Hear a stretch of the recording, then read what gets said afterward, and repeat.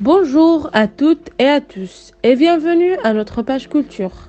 Du 20 octobre 2020, la décision du maire Frédéric Léturc de fermer la salle municipale qui accueille les avant-premières compromet la tenue de la manifestation.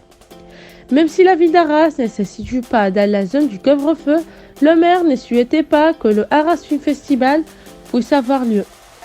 Du 20 octobre 2020, également Disney ajoute des avertissements à certains de ses grands classiques, comme Peter Pan ou Les Aristocrates, pour mettre en garde les spectateurs contre des clichés racistes présents dans certaines scènes.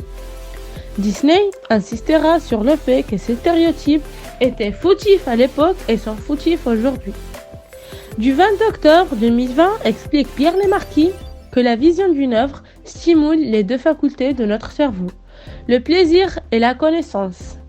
Pierre, neurologue et diplômé de médecine chinoise, retrace dans son ouvrage L'art qui guérit les arcanes ainsi que les détours d'un plaisir que l'on nommait l'empathie esthétique. Oui, l'art fait du bien.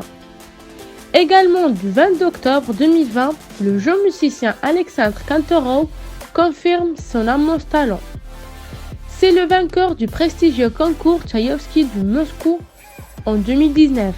Son rêve s'est poursuivi, comme en témoigne la salutation animée d'un merveilleux récital Brahms, Bartók, Liszt, paru à l'automne chez Bis Records. Du 20 octobre 2020 aussi, le Mans met en vente dans les kiosques sa nouvelle collection appelée Musée d'idéal, dans laquelle invite à connaître Vinci, Van Gogh, Monet ou Vermeer dans son intimité. Se laisser séduire par leur liberté et s'éveiller aux sensations suscitées par leur toile.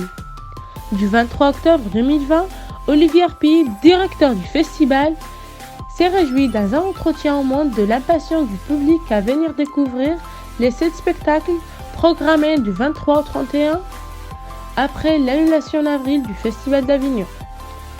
Aussi, la ministre de la Culture, Roselyne Bachelot, a annoncé des nouvelles aides financières pour les spectacles vivants. Également, du 23 octobre 2020, Djaïli Amadou Amal ne pouvait masquer leur joie par l'élimination de Emmanuel Carrère de la 10e sélection du prix Goncourt.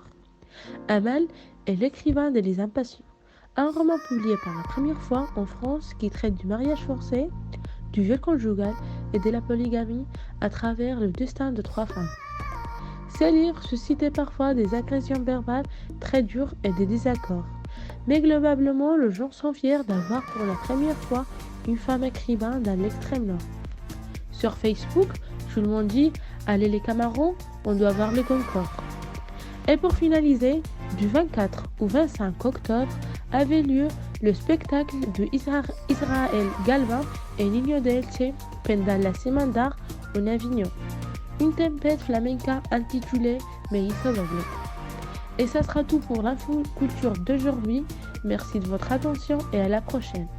Bonne journée à toutes et à tous.